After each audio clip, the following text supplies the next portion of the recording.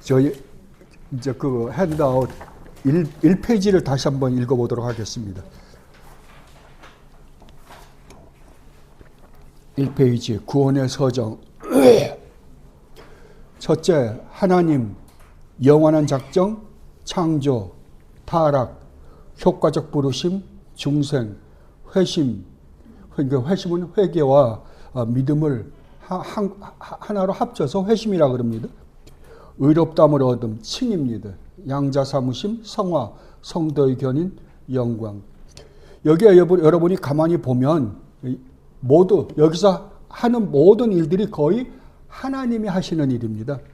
영원한 작정도 하나님이 하시고 창조도 하나님이 하시고 타락은 우리가 타락하는 거예요. 그죠? 우리의 자유의지로 타락하는 겁니다. 그리고 효과적 부르심. 이 부르심도 하나님이 우리를 부르시는 작업이고요. 그래서 효과적 부르심이라고 그러는 겁니다. 그리고 중생, 우리를 거듭나게 하는 것도 하나님이 하시는 일입니다. 그런데 이 회심은, 회개와 믿음은 여러분이 이미 아시는 것처럼 우리가 하는 거예요. 그죠?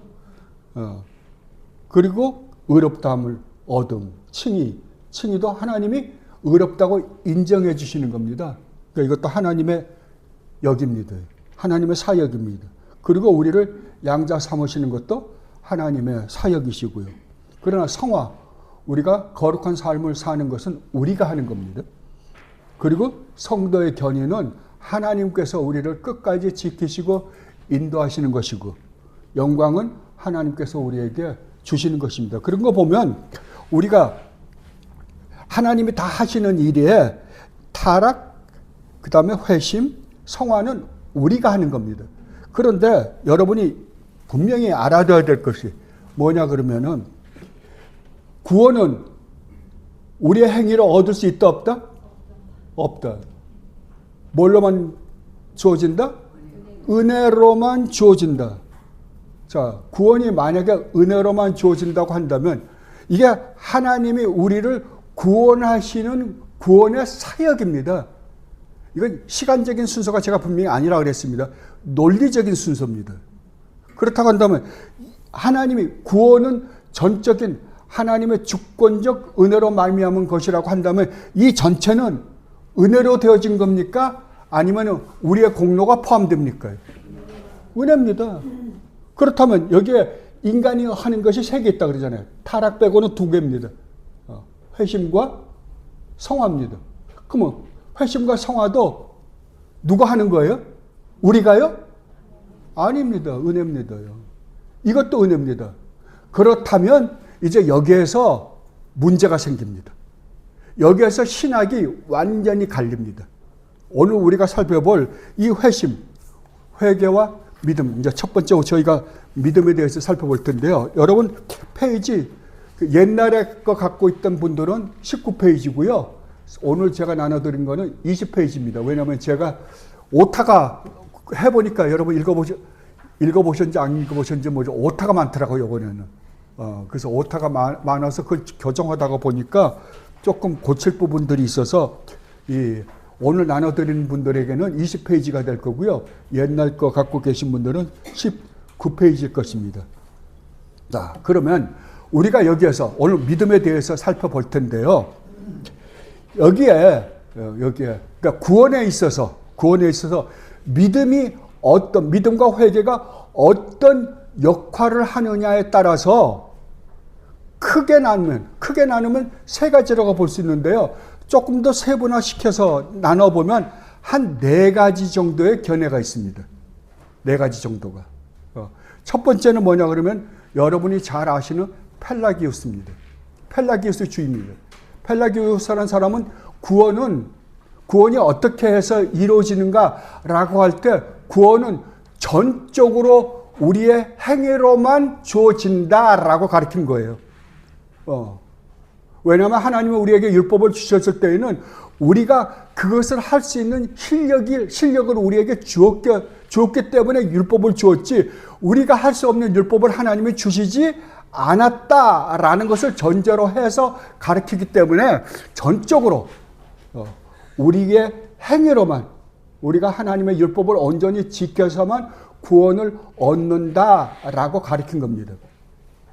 그런데 여기에서 그건 아니라고 이미 이단으로 정죄를 했습니다.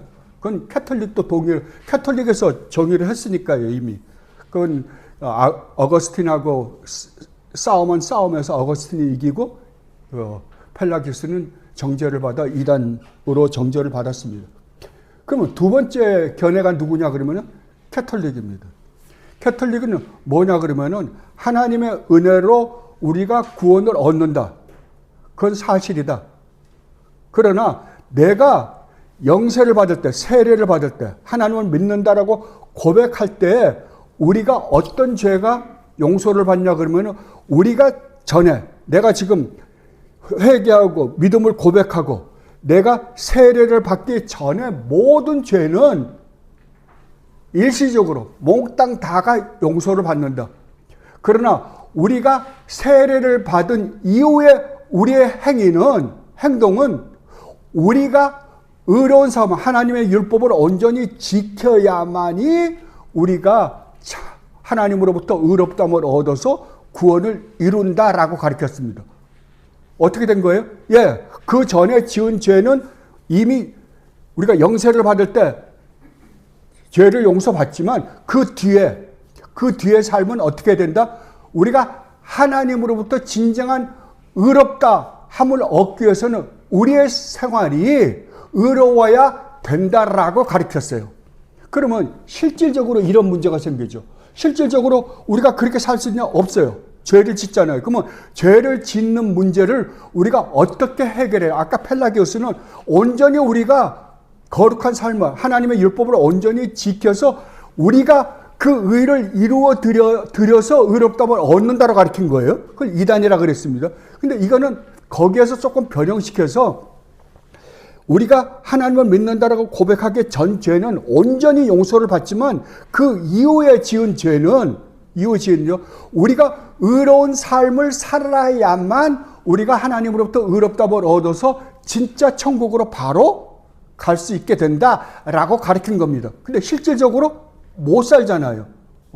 못 사니까 뭘 하냐면 트릭을 하나 썼어요.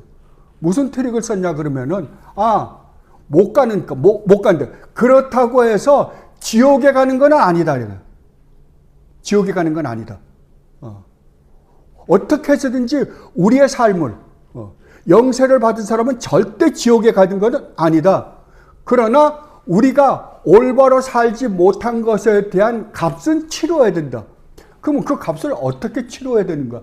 라고 할 때 연옥이라는 걸 만들었습니다. 그 값을 연옥에서 마저 치러야 된다. 그러면 그 전에 우리가 계속해서 죄를 지어가잖아요. 이 죄 문제를 어떻게 해야지 얻는가라고 할 때 두 가지입니다. 미사하고 고해성사입니다. 그래서 미사가 성사예요. 그러니까 미사하고 고해성사를 하면 고해성사를 해서 고해성사를 하면 보석을 주거든요. 그러면 네가 저지른 죄값으로 이걸 해라. 신부가 이야기하면 그것을 시행을 하면 예를 들면 마리아 기도를 100번을 해라. 뭘 어떻게 해라. 그러면 그걸 하면 내가 지금 고백했던 죄가 용서를 받는 거예요. 그러면 용서 받았잖아요. 그럼 또 죄를 짓죠. 그럼 그 죄값을 어떻게 치르냐 말이에요. 그렇게 해서 성사를 하든지 아니면은 고해를 하든지 둘 중에 하나를 가지고 계속해서 나가요. 그런데 마지막, 우리가 미사를 하면 우리가 성찬에 참여하잖아요. 성찬을 참여하는 자체가 죄 용서를 받는 행위이기 때문에 그러거든요. 그래서 그 사람들은 제사예요. 우리 개혁주의에서 두 가지 견해가 있습니다. 우리가 주일날 헌금을 하는 교회가 있고 안 하는 교회가 있죠. 우리 교회처럼 헌금함 뒤에다 놓고 이야기 하잖아요. 그러면 우리 개혁주의에서 두 가지가 있어요. 왜 우리가 저걸 헌금이라고 그러지 않냐 그러면 헌금 그러면은 어떤 개념이 들어오냐면 제사 개념이 들어오기 때문에 그래요. 그래서 칼빈이나 종교 개혁자들이 그 개념 때문에 이건 왜 그러면 우리가 구원받은 하나님의 백성들이 하는 행위는 제사가 아니라고요. 그러나 캐톨릭은 제사입니다. 그래서 신부들이 그 앞에 있는 그 대 있잖아요. 그게 제대입니다. 제단이에요. 제사 지내는. 그러니까 헌금 개념이기 때문에 제사 개념이라 안 하는 거예요. 저희는요. 근데 이제 그 개혁주의 안에도 그 헌금을 그 제도를 그대로 갖고 와서 하는 데가 있고, 미국 교회는 거의 이제 미국의 개혁주의는 거의 안 합니다. 거의 뒤에다가 그냥 헌금하고 그냥 그렇고 말고. 왜요? 헌금 개념을 없앴으니까. 제사 개념이 아니라 그랬으니까요. 그러니까 필요에서 우리가 자발적으로 교회에 필요한 걸 우리가 한다라는 연보 개념이기 때문에 그래요. 그 연보하고 헌금은 다릅니다요. 그랬는데 캐톨릭은 그러다 가보니까 마지막 가서 미사에 참여했든지 고해성사를 했든지 했는데 아파서 들어누워서 아무것도 못했어요. 병원에 있다거나 해서 마지막에 내가 고해성사도 못하고 그 다음에 미사에도 참여 못해서 죄사함을 못 받았어요. 그러면 그때는 그 죄는 어떻게 할 거냐라고 할 때 연옥에 가서 그 죄값을 치르고 그 치른 다음에는 올라간다. 그래서 그러면 그 죄값이 얼마나 되는가 아무도 모른다는 거예요. 그 사람이 무슨 죄를 지었는지는 그 사람밖에 모르기 때문에, 그 사람과 하나님밖에 모르기 때문에 그게 1년이 될지 10년이 될지 100년이 될지 100만 년이 될지는 아무도 모른다. 연옥에 얼마나 있을지는 아무도 모른다는 거예요. 그러면 우리는 모르잖아요. 그러니까 어떻게 하냐 그러면은 연도를 드리면 되는 거예요. 여기 살아있는 사람들이 연도를 드리면, 연도 미사를 드리면은 거기에 연옥에 있는 사람들의 죄가 깎아진다고 생각하는 거예요. 100년을 살 거를 갖다가 깎아서 한 번 드릴 때마다 얼마씩. 근데 연도를 드리면 연도는 계속해서 돈을 내야 됩니다. 아주 교묘한 방법으로 돈을 긁어내는 그러한 수법을 만들어냈어요. 그게 두 번째로 믿음에 대한 잘못된 이해 때문에 그런 것이다 라고 해서 종교개혁자들이 싸그리 없어버린 거죠. 그건 잘못된 구원론이다. 그렇게 한 거예요. 세 번째는 캐톨릭하고 비슷하긴 합니다. 여러분들이 아시다시피 알메니아입니다. 세 번째로. 그러니까 알메니아이라 그럴 때 여러분들이 생각을 잘해야 될 게, 알메니안 그러면은 우리 인간이 뭔가 조금만 한다라고 하면 다 알메니안이다라고 생각을 하는 거예요. 아니에요. 제가 말하는 알메니아는 돌토 회의에서 이단이다라고 정죄한 알메니안입니다. 정죄한 알메니안. 그 사람들은 뭐라 그러냐 그러면은 은혜로 구원 얻는다는 건 맞아요. 은혜로 구원 얻는 건 맞는데 믿음은 내가 우리의 자유의지를 가지고 우리가 선택하는 것이다. 그럼 우리가 자유의지를 가지고 선택했기 때문에 삶은 어떻게 될까요? 우리 자유의지를 가지고 열심히 살아야 되는 거예요. 그렇게 안 하면 우리가 믿음에서 떨어질 수 있다라고 한 거예요. 근데 하나님께서 우리를 은혜로 베푸는데 그 은혜를 거절할 수 있는 실력이 우리에게 있다라고 그러는 거예요. 있다라고. 그래서 이건 돌토회의에서 이단이다라고 정죄를 했습니다. 그건 이단입니다. 이게 또 다른 그러니까 펠라기오스, 캐톨릭, 그 다음에 알메니안. 그러니까 펠라기오스는 완전히 다르지만 이거는 은혜를 이야기하는데 믿음의 행위가, 우리의 행위가 들어가는 것들이에요. 이건요. 그러나 종교 개혁자들이나 우리 개혁주의에서는 완전히 이 구원은 전적인 뭐라고요? 하나님의 주권적 은혜라고요. 은혜라고 한다면 우리가 해야 할 거는 아무것도 없습니다. 그렇다면 여러분들 아까 우리가 구원의 서정, 구원의 과정이 어떻게 일어나는지에 대해서 살펴봤잖아요. 거기에 우리가 해야 할 일이에요. 믿음을 고백하는 건 누구예요? 우리예요. 그죠? 우리예요. 회개는 누가 해요? 내가 해요. 그런데 그렇다면 내가 믿음을 고백한 거나 내가 회개를 하는 것이 하나님이 우리를 구원하는 구원의 공로로 인정을 받는다 못 받는다? 못 받는다는 거예요, 이게요. 그래서 은혜라 그러는 겁니다. 못 받아요. 우리가 고백한 믿음이나 우리가 고백한 회개는 우리가 하는 회개는 공로로 인정을 받지 못한다니까요. 그런데 우리가 해요. 해야만 해요. 이거 믿음과 회개를 하지 않은 사람은 절대 구원을 받을 수가 없습니다. 그러면 어떻게 우리가 믿음과 회개를 고백하느냐라고 할 때 조나단 에드워즈 목사님이 아주 말씀을 잘하셨습니다. 뭐라 그러지 않습니까? 구원은 100% 전적으로 하나님이 하시는 일이다. 은혜 맞죠? 근데 조나단 에드워즈 목사님이 기가 막힌 이야기를 했습니다. 그러나 또한 구원은 100% 우리가 하는 일이다. 이해가 됩니까? 우리는 100%가 다잖아요. 그러니까 지금까지 모든 캐톨릭이나 알메니안들은 어떻게 하냐 그러면 100%인데 80%는 하나님 하시고 20%는 내가 해야 된다. 아니면 50% 하나님 하시고 50% 우리가 해야 된다. 뭐 이런 식이었는데 조나단 에드워즈 목사님은 그렇게 안 하십니다. 100% 누가 한다? 하나님 하신다. 그런데 또한 100% 내가 한다 그러는 거예요. 이게 무슨 말이겠어요? 이게 개혁주의다 그러는 거예요. 왜 그럴까요? 분명히 우리가 믿음을 고백하고 우리가 회개해야 되는데 어떻게 이 구원에 100% 우리가 하는 일이 들어갈 수가 있냐고. 여기에 복음이 있습니다. 복음이 있습니다. 이걸 다른 말로 하면 우리가 하는 모든 일 우리가 합니다. 믿음도 고백하고 그 다음에 회개도 하고 우리가 거룩한 삶을 살려고 피 터지게 노력합니다. 피 흘리기까지 이 죄와 싸울 거예요. 이제. 그런데 그 모든 우리가 하는 행위 100%예요. 우리가 마음과 뜻과 정성을 다해서 하는 거예요. 제가 제일 싫어하는 단어들 중에 하나가 뭐냐 그러면 여러분 굉장히 조심하세요. 뭐냐 그러면 우리는 연약해서요. 우리가 죄를 짓는 게 당연하다라고 생각합니다. 우리가 어떻게 죄를 안 짓고 살 수 있어? 우리는 당연해. 맞는 말입니까? 100% 틀린 말입니다. 그건 잘못된 말입니다. 제가 그 이유를 설명해 드릴게요.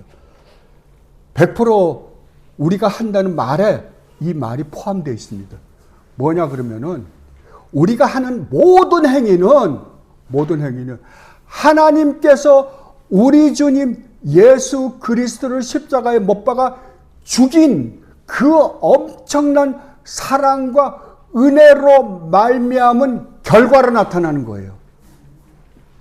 결과로 나타나는 거예요. 그 은혜와 사랑이 너무나 엄청나고 놀라워서 우리에게서 나타나는 반응이 뭐라고요? 믿음을 고백하고 회개를 하는 겁니다. 이게 지금 웨스트민스터 신앙고백, 지금 우리가 대의리 문답 가지고 이걸 공부해 보잖아요. 대의리 문답의 논중이에요. 그래서 우리가 100% 하는 거예요.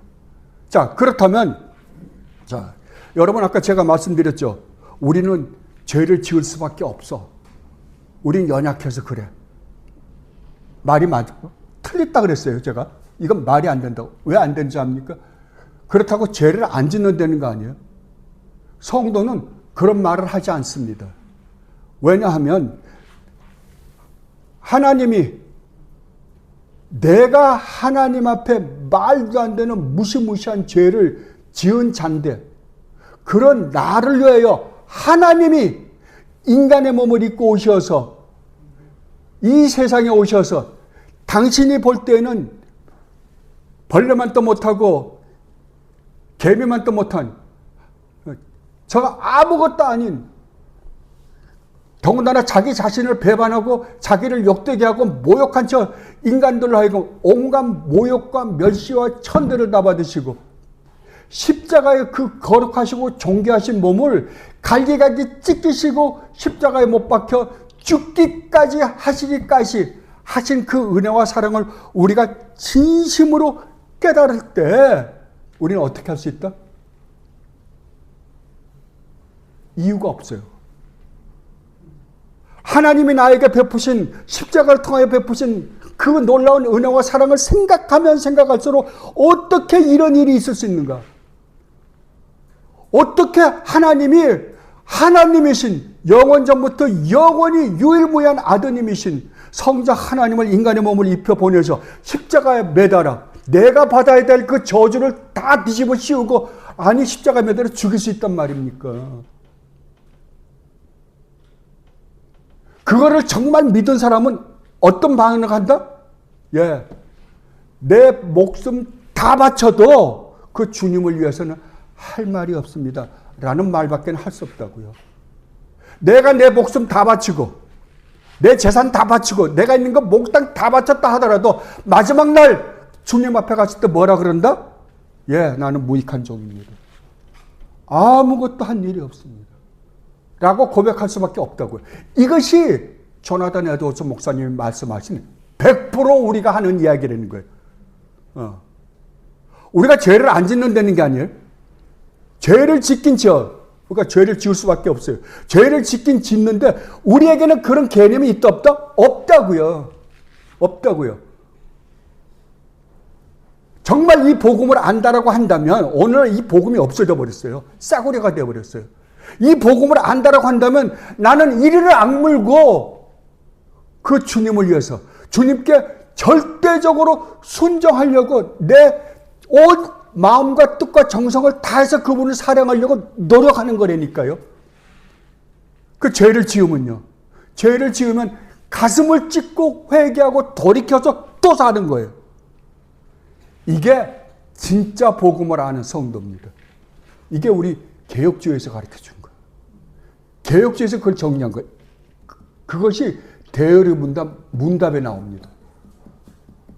아시겠습니까? 만약 여러분들이 예수를 믿는다라고 하면서 그저 교회나 다니고 교회에서 찬양대나 하고 교회에서 이런저런 봉사나 하고 집사가 되고 장로가 되고 목사가 되고 그렇게 해서 여러분들이 나는 이만만 해도 구원을 받는다라고 생각한다면 여러분은 복음을 모르시는 분들입니다.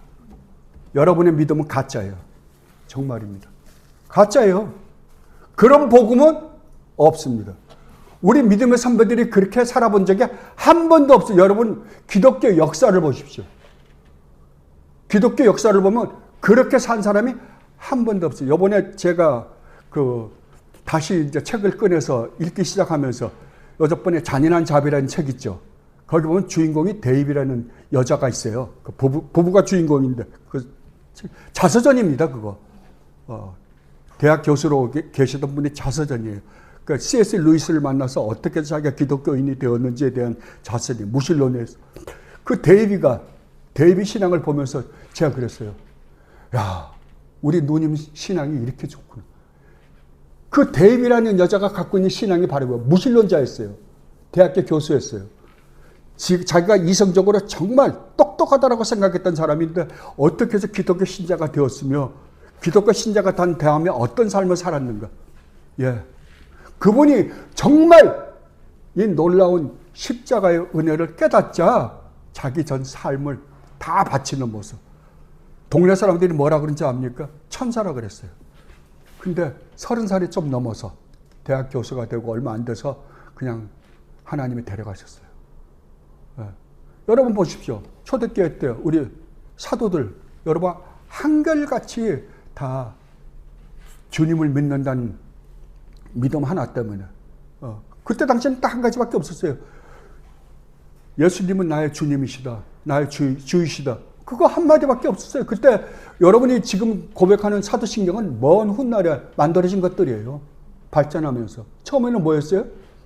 예수가 주시다라는 말 한마디에 사형을 당했다니까요.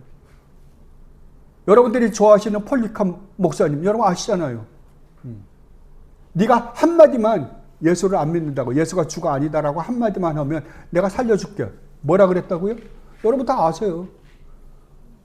주님은 나를 85년 동안 한 번도 나에게 잘못해 준 적도 없고 나를 이렇게까지 사랑해 주시고 나를 배반한 적이 없는데 이제 내가 배반하랴? 너는 지금 조금 있으면 꺼질 그 불로 나를 태우지만 너희는 영원한 불 속에 들어갈 것이다. 어서 불을 붙여라. 우리 믿음의 선배 그랬다니까요. 어떻게 그런 신앙 고백이 나올 수 있냐고요. 카타콤에서 콜리세움에서 그 사자밥이 되고 굶주린 사자밥이 되고 사냥개 밥이 되어가면서 죽었어요. 어떻게 그런 신앙을 가질 수 있었다고요? 십자가예요. 그러면 그들에게는 그 십자가가 그렇게 놀라운 은혜였는데 오늘날은요. 오늘날 정말 우습습니다. 이 복음이 정말 이렇게 싸구려가 될 수가 없어요. 아니에요. 정말 아닙니다. 제가 만난 복음은 그런 복음이 아니었어요. 네. 아니라고요. 여러분 제발 제가 부탁드립니다.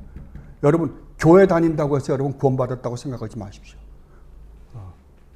구원받은 사람은 교회 다닙니다. 성경 읽습니다. 기도합니다.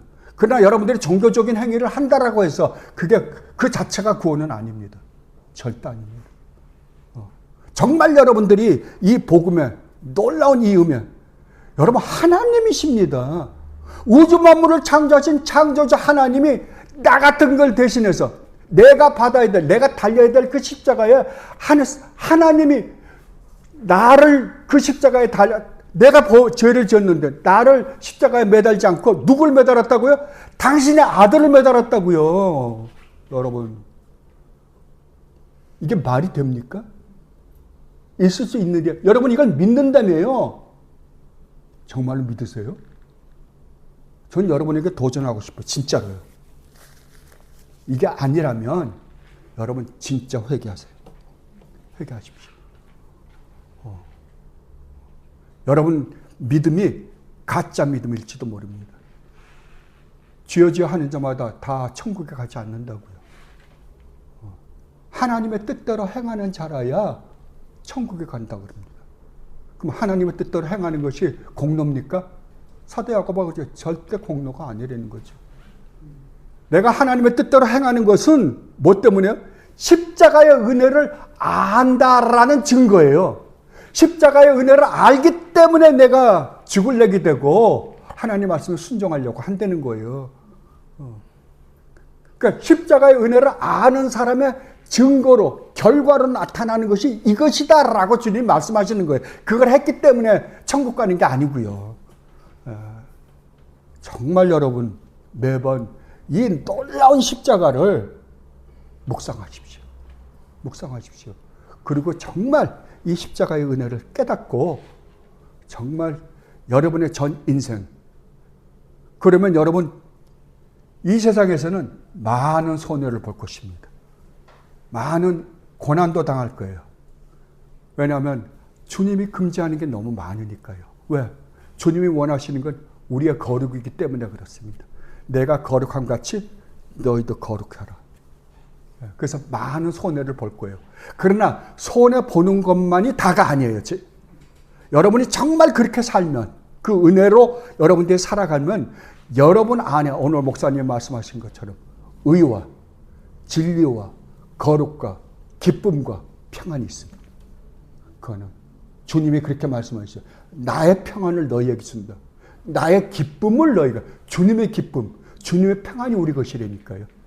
어디에서요? 우리 주님 예수 그리스도 안에서요. 자, 이걸 여러분이 머릿속에다가 염두에 두고 오늘 이거 한번 살펴보십시다. 자, 어떤 분들에게는 19페이지고요. 어떤 분들에게는 20페이지입니다. 회심. 대리문답 72문입니다. 의롭다함을 받는 믿음이란 무엇입니까? 자, 여러분 믿음이란 말 제가 다시 한번 설명해 봐 드릴게요. 믿음 그러면 우리는 믿는다라고 그러죠. 믿는다. 믿는다가 아닙니다. 이거 명사형입니다. 동사가 아닙니다. 명사예요. 믿음이란 말은 다른 말로 하면 여러분 예수를 믿으면 구원받죠. 그럼 예수를 믿지 않으면요. 구원 못 받을 거 아니에요. 그죠? 그럼 저주를 받는다는 말이 똑같죠. 근데 이거 비슷한 말을 사도 바울이 고린도서에서 했습니다. 고린도서 16장, 고린도전서를 끝날 때 16장에서 사도 바울이 뭐라 그랬나 그러면 주 예수 그리스도를 사랑하라. 만약 너희가 예수 그리스도를 사랑하지 않는 자들은 뭐라고요? 저주를 받을지어다 그랬어요. 자, 그러면 예수를 믿지 않는 자들이 저주받을 거 아니에요. 그러면 예수를 사랑하지 않는 자들이 저주받는데요. 그러면 믿음이나 사랑이나 두 단어가 어떻습니까? 다른 단어입니까? 아닙니다. 예수를 믿는다라는 말은 예수를 사랑하는 것입니다. 사랑하는 것입니다. 주님이 그렇게 말씀하시죠. 율법 중에 가장 큰 율법이 무엇입니까? 제 일은 이것이니 주 너의 하나님을 사랑하라. 어떻게 해요? 마음과 뜻과 정성과 목숨을 다 바쳐 사랑하라. 어떻게 이게 가능합니까? 무엇이 우리로 하여금 그렇게 살 수 있게 합니까? 뭐라고요? 십자가라고요. 십자가라고요. 십자가의 은혜가 우리로 하여금 그렇게 살게 한다고요. 그래서 사도 바울이 뭐라 그래요? 하나님의 십자가를 통하여 나에게 베풀으신 그 사랑과 은혜가 나로 하여금 이러한 삶을 살지 않고는 견딜 수 없게 만든다라고 고백했습니다. 그 사랑이 나를 강권하는 도다. 예. 그럼 제일 중요한 건 뭐예요? 예, 하나님이 십자가를 통해서 우리에게 보여주신 그 놀라운 은혜와 사랑이에요. 그 값어치, 그 깊이와 높이와 넓이와 길이가 얼마나 엄청난 것인지를 여러분이 알기를 원한다라고 사도 바울이 에베소서에서 기도했습니다. 그걸 아는 거예요. 그걸 모르고는 우리가 신앙생활을 할 수 있다? 없다고요. 그러니까 사람들이 교회를 나왔다가 안 나왔다가 이 교회 갔다 저 교회 갔다 그러고도 구원받았대요. 그게 구원입니까? 아니, 절대 아닙니다. 여러분, 정말 저는 여러분에게 무슨 어떤 지식을 가르치기 위해서 여기 있지 않습니다.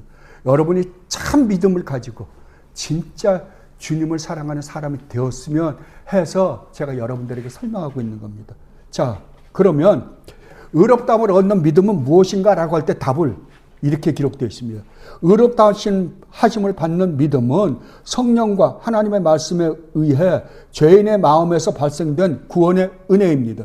이 믿음에 의해 죄인은 자신의 죄와 비참함에 대하여 그리고 이 파멸의 상태에서 자신을 회복시킬 능력이 자기 자신과 다른 모든 피조물에게는 없다는 것에 대하여 확신하게 되어서 복음의 약속이 참되다는 것에 동의할 뿐만 아니라 죄의 용서를 받도록 그리고 하나님 보시기에 자신의 인격이 구원을 받기에 의롭다고 인정해 주시며 여겨 주시도록 복음이 제시하는 그리스도와 그분의 의를 받아들이고 의지합니다. 여기에서 우리가 가지는 이 믿음은 무엇에 의해서 주어지는가라고 질문을 하는 거예요. 그 뭐라고 그러냐면 성령과 하나님의 의해, 하나님의 말씀에 의해서 발생된다. 우리로부터 발생되는 거 아니에요? 첫째는 누구로부터요? 예, 성령 하나님에 의해서 발생되는 믿음이래요. 그러니까 이 믿음은 여러분들이 구원은 은혜로 주어집니다. 믿음으로 의롭다함을 얻습니다. 근데 이 믿음이 뭘로 주어진다고요? 은혜로 주어진다고요. 그러니까 성령이 우리 안에서 우리가 8번에 거듭남에 대해서 공부했습니다. 중생에 대해서. 중생은 하나님이 우리 안에 성령 하나님을 보내서 허물과 죄로 죽었던 우리를 살려주시고 그 살려주심으로 말미암아 우리에게 들을 수 있는 귀와 볼 수 있는 눈과 하나님의 말씀을 들을 수 있고 그 말씀을 받아들일 수 있는 마음이 생겨서 믿음이 작동해서 우리가 거듭난다 그랬잖아요. 그죠? 그러니까 성령 하나님이 우리 안에 들어와서 허물과 죄로 죽었던 우리를 살려놓기 전에는 아무것도 할 수가 없는 거예요. 그래서 이 믿음이 파생된다, 발생된다라고 이야기합니다. 그래서 에베소서 1장 17절로 19절의 말씀을 보면 우리 주 예수 그리스도의 하나님 영광의 아버지께서 지혜와 계시의 영을 너희에게 주사 하나님을 알게 하시고 너희 마음의 눈을 밝히사 그의 부르심의 소망이 무엇이며 성도 안에서 그 기업의 영광의 풍성함이 무엇이며 그 힘의 위력으로 역사하심을 따라 믿는 우리에게 베푸신 능력이 지극히 크심이 어떠한 것을 너희로 알게 하시기를 구하노라. 그런데 성령 하나님이 또 무엇을 통해서 우리에게 이 믿음을 발생시키냐 그러면 하나님의 말씀에 의해서. 그렇다면 여러분 보세요. 성령에 의해서, 말씀에 의해서요. 그러면 성령 하나님은 항상 무엇과 함께 일한다? 말씀과 함께 일하세요. 성령 하나님은 독자적으로 우리에게 어떤 기적을 베풀기 위하여 계신 분이 아니에요. 이 성경은 뭐로 쓴 거예요? 하나님의 감동으로 쓰셨어요. 그죠? 이 성경의 저자가 누구세요? 성령 하나님이세요. 그죠? 여러분 구약이나 신약을 읽어보면 성령 하나님이 항상 역사하셔서 이 말씀이 기록됩니다. 그러면 이 말씀의 저자는 성령 하나님이세요. 그러면 성령 하나님 무엇을 통해서 일할까요? 항상 말씀을 통해서 일하십니다. 특별하게 어떤 초자연적인 일을 하실 때가 있어요. 그냥 그건 특별할 때만 그렇게 하지 일반적으로는 뭘 통해서? 하나님의 말씀을 통해서 한다고요. 그러니까 하나님의 말씀, 그러면 하나님의 말씀의 대표적인 게 뭐예요? 아까 십자가잖아요. 그죠? 우리 주님 예수 그리스도예요. 주님이 이 땅에 오셔서 하신 모든 일. 그죠? 그걸 우리가 하나님 말씀을 통해서 읽고 열심히 묵상할 때 성령 하나님이 우리 안에 역사하셔서 뭘 잘하게 한다? 믿음을 잘하게 한다라고 이야기합니다. 그런데 여러분 제가 하나 안타까운 것 중에 하나가 뭐냐 그러면 로마서 10장 14절로 15절 말씀인데요. 사람들이 되게 보면 믿음은 뭐로부터 온다? 들음에서 온다 그래요. 그죠? 여러분 그런 이야기 수없이 많이 들었을 거예요. 들음에서 온다라고 끝내버려요. 이건 신학자들도 정말 저는 14절만 예를 들지 말고 15절까지 함께 썼으면 하는 마음이에요. 왜냐하면 15절에 가면 내용이 완전히 달라집니다. 14절, 15절을 한번 읽어볼게요. 처음에 가졌던 분들은 이거 없을 거예요. 예. 여러분들은 성경책을 찾아보세요. 로마서 10장 14절, 15절 말씀입니다.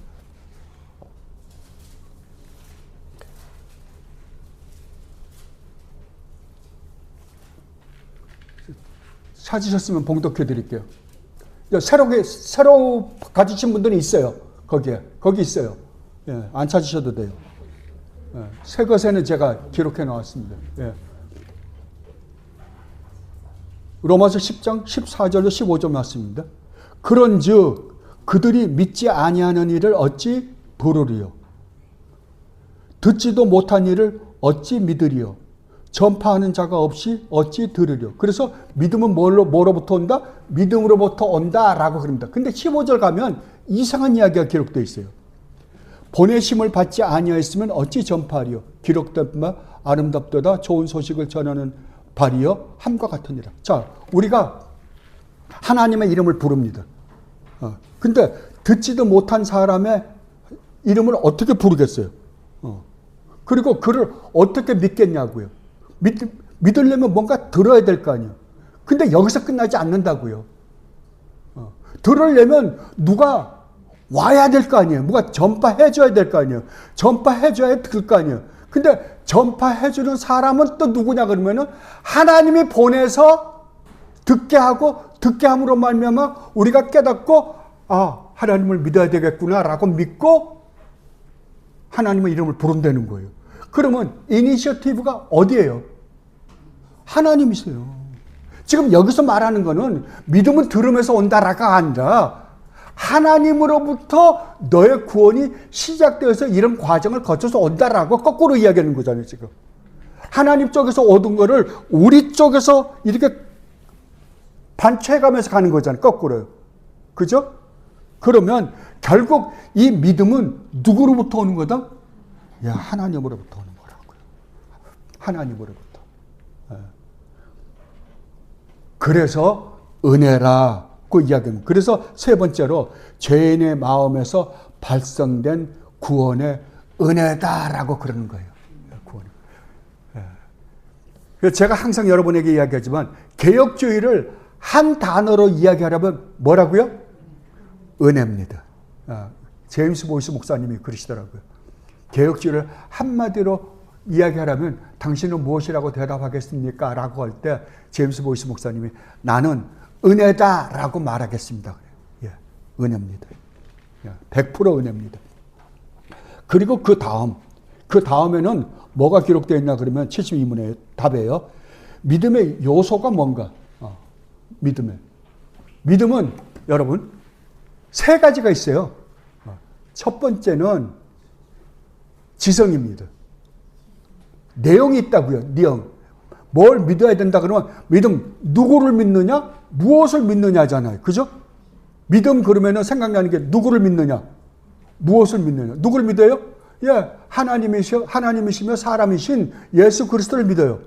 그러면 예수 그리스도가 누군지를 알아야죠. 그 다음에 무엇을 믿어요? 예, 하나님이 하신 일을 믿어요. 우리 주님 예수 그리스도가 이 땅에 오셔서 하신 일을 믿는 거예요. 그 다음에는 그 믿음은 죽어있는 믿음이 아니라고요. 그건 살아서 역동적으로 일하시는 믿음이라고요. 그게 우리의 마음을 감동을 시킨다니까요. 왜? 하나님이 우리를 창조하실 때 이성적 존재로, 감성적 존재로, 의지적 존재로 만드셨기 때문이에요. 그래서 그 내용이 우리를 감격해 하고 그 십자가의 은혜가 우리를 감격해 함으로 말미암아 어떻게 된다? 삶으로 그게 드러난다고요. 여기까지를 믿음이다라고 그러는 거예요. 그 이야기예요, 지금. 처음에 믿음의 지성적 요소, 이 믿음에 의해 죄인은 자신의 죄와 비참에 대하여 그리고 이 파멸의 상태에서 자신을 회복시킬 능력이 자기 자신과 다른 모든 피조물에게는 없다는 것에 대하여 확신하게 된다는 거죠. 뭘요? 제일 먼저 하는 일은 내 죄를 깨닫는 거예요. 오늘날은 사람들이 자기 죄, 그래 난 죄인이다 라고 하는데 죄가 뭔지 몰라요. 여러분, 죄 중에서 여러분이 이 세상에 살면서 수많은 죄를 지어요. 죄 중에서 가장 무서운 죄가 뭔 줄 압니까? 하나님을 하나님으로 인정하지 않은 겁니다.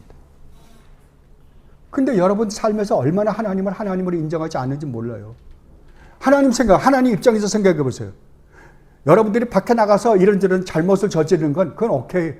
그건 하나님 2차, 3차적인 거예요. 하나님 앞에는. 근데 하나님 창조 주신 우리를 창조하신 창조주 하나님을 인정 안 한다 그러면 하나님 어떻게 했어요? 얼마나 모멸감을 느끼시겠냐고요. 안 그래요? 근데 우리는 얼마나 쉽게 하나님을 인정하지 않고 살는지 몰라요. 이게 가장 큰 죄입니다. 자식을 키우는데 자식이 밖에 나가서 쌈박질하고 담배 피고 말썽도 피우고 하는 거 2차, 3차예요. 당신은 내 아빠도 아니야. 당신이 나한테 해준 게 뭐 있어? 그런 애는 어떻게 한다? 패 죽인다. 그것만큼 자기의 부모를 모욕하는 게 뭐가 있겠어요? 우리가 그 짓 한다니까요. 여러분 정말 죄가 무엇인가를 여러분 생각할 때마다 내가 하나님을 무시하고 멸시하고 모욕하는 게 무엇인가를 보세요. 하나님을 인정하지 않는 것. 여러분이 정말 하나님의 하나님 되심을 인정한다고 한다면 우리는 그 앞에 무릎을 꿇을 수밖에 없습니다. 하나님 앞에 바짝 엎드릴 수밖에 없어요. 하나님 말씀에 순종할 수밖에 없어요. 이것이 복음이 낳은 결과예요. 그리고 그것이 두 번째로 우리의 감정을 감동시킨다니까요. 십자가가 우리를 감동시킨다고요. 복음의 약속이 참되다는 것에 동의한다. 감정을 일으킨다. 그리고 우리의 행위, 복음이 제시하는 그리스도와 그분의 의를 받아들이고 의지합니다. 그래서 오직 우리 주님 예수 그리스도 외에는 나는 아무것도 알지 않기로 했습니다. 이 세상의 모든 것, 과거에 내가 그렇게 귀하게 여기던 모든 것이 이제 나에게는 배설물이 되었습니다. 라고 사도 바울이 고백한 그 고백을 우리도 그대로 하게 될 것입니다. 그리고 세 번째로 믿음의 대상에 대해서 신앙 고백은 이렇게 고백하고 있습니다. 하나님의 말씀 전반과 죄의 용서와 의롭다고 인정을 받는 것입니다. 죄의 용서를 받도록, 그리고 하나님 보시기에 자신의 인격이 구원을 받기에 의롭다고 인정해 주시며 여겨주시던. 그러니까 하나님이 어떻게 한다고요? 믿음에는 하나님의 말씀 전체를 우리가 믿을 뿐만 아니라 이것을 우리가 일반적 믿음의 대상이라 그래요. 우리가 믿어야 되는 내용이 무엇이냐? 하나님 말씀 전부예요. 그러나 특별하게, 그 중에서도 특별하게 무엇을 믿느냐라고 할 때에는 우리 주님이 이 땅에 오셔서 하신 일과 또 특별히 더 십자가의 죽으심과 부활이에요.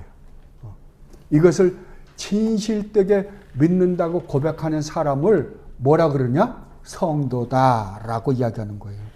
예. 자, 73문으로 한번 가보십시다. 아래요. 하나님께서 죄인을 보실 때 믿음은 어떻게 죄인으로 의롭다 하심을 받게 합니까? 라고 할 때 여기도 오타들이 있더라고요. 하나님께서, 답을 보겠습니다. 하나님께서 죄인을 보실 때 믿음이 죄인으로 의롭다 하심을 받게 하는 것은 믿음을 늘 수반하는 다른 은혜들이나 믿음의 열매들에 속하는 선행들 때문도 아니요.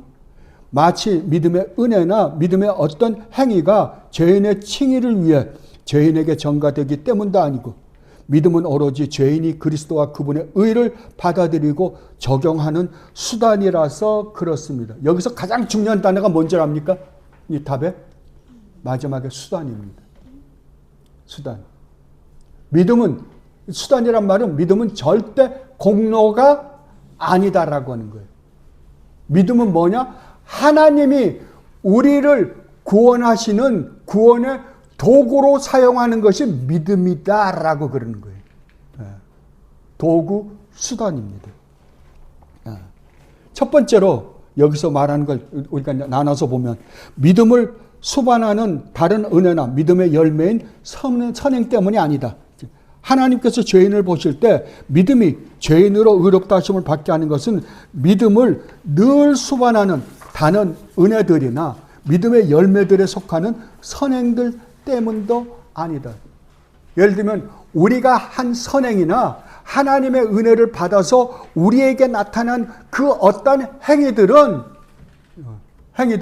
하나님이 우리를 구원하는 믿음의 조건이 된다 안 된다? 아무것도 안 된다고요. 아무것도.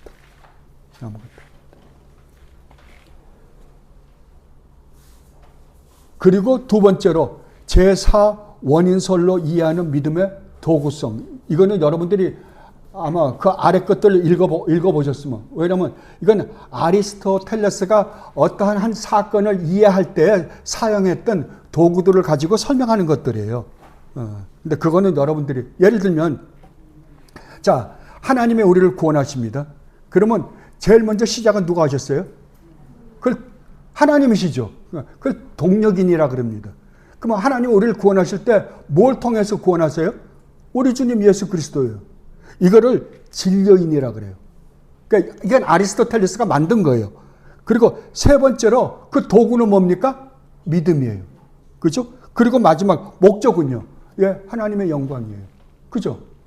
이런 식으로 믿음은 동력인은 하나님, 그 다음에 진료인은 우리 주님 예수 그리스도, 그리고 목적은 하나님의 영광. 그러면 믿음은 뭐라고요? 도구라고요. 이 이야기를 이거 아리스토텔레스의 이 사원인설을 가지고 설명해 보는 거예요, 지금. 이걸 설명한 사람이 누구냐 그러면은 칼빈입니다. 칼빈이 이렇게 설명하는 거예요, 지금. 그래서 이걸 이렇게 이야기해요. 마치 믿음의 은혜나 믿음의 어떤 행위가 죄인의 칭의를 위해 죄인에게 전가되는 때문도 아니라고요. 믿음은 뭐다? 절대로 공로가 아니다. 믿음은 뭐라고요? 하나님이 우리를 구원하시기 위하여 사용하는 도구다. 그러면 회개는요? 회개도 똑같이 도구예요. 그리고 세 번째로요. 그 뒤에 보니까 3번을 두 개, 제가 타이프를 두 번 쳤더라고요, 보니까. 그리스도와 그분, 그 3번이라고 그거 첫 거는 빼버리고요. 오늘 드린 분들은 아주 다 정리된 겁니다. 그리스도와 그분의 의를 받아들이고 적용하는 수단인 믿음. 믿음은 오로지 죄인이 그리스도와 그분의 의를 받아들이고 적용하는 수단이라서 그렇습니다. 예, 이게 조금 전에 제가 말씀드렸던 뭐라고요? 도구라고요. 수단이라고요. 예. 누가 하시는? 믿음은 그러면 믿음은 우리에게서 나가는 거예요? 아닙니다. 그러면 하나님이 우리를 믿음으로 구원한다고 했을 때 그 믿음은 누구의 믿음이에요? 예수 그리스도의 믿음입니다. 우리 주님 예수 그리스도의 믿음이에요. 그 예수 그리스도의 믿음이 우리에게 전가되어서 고린도서 1장 30절에서 말씀하신 것처럼 예수 그리스도가 우리의 구원이요, 우리의 의요, 우리의 거룩이요, 우리의 지혜가 되신다고요. 예수 그리스도라고요. 그러니까 예수 그리스도의 거룩이 우리의 거룩이 되고, 예수 그리스도의 의가 우리의 의가 되고, 예수 그리스도의 구원이 우리의 구원이 되고, 예수 그리스도의 믿음이 우리의 믿음이 되어서 우리가 구원받는 거예요. 그러니까 믿음은 우리에게서 나오지만 결국 이 믿음은 하나님이 우리를 구원하기 위하여 사용하는 도구라고요. 절대 공로가 아니라고요. 이걸 여러분 머릿속에 기억해 주십시오. 그러면 우리 입에서 나올 수 있는 건 뭐밖에 없을까요? 예, 아까 제가 기도할 때 말씀드렸던 것처럼 감사합니다. 감사합니다. 감사합니다. 아버지. 그 이야기밖에 할 게 없어. 아무것도 없습니다. 예. 그래서 찬양과 경배와 영광만을 돌리는 거예요. 오직 영광은 하나님께만. 하나님께만. 이 축복을 누리는 여러분들이 되시기를 진심으로 바랍니다. 주님, 감사합니다. 예, 다시 한번 아버지께서 저희들을 위하여, 저희들을 구원하기 위하여 하신 이 놀라운 은혜의 믿음에 대해서 다시 한번 살펴볼 수 있는 기회를 허락해 주셔서 감사합니다. 아버지 정말 고맙습니다. 이 믿음을 마음껏 감사와 찬양과 영광을 돌리며 드러내며 죄와 피 흘리기까지 싸워 아버지를 기쁘시게 해드리며 사는 주님의 귀한 백성들이 되게 하여 주옵소서. 감사하며 우리 주님 예수 그리스도 이름으로 기도드립나이다.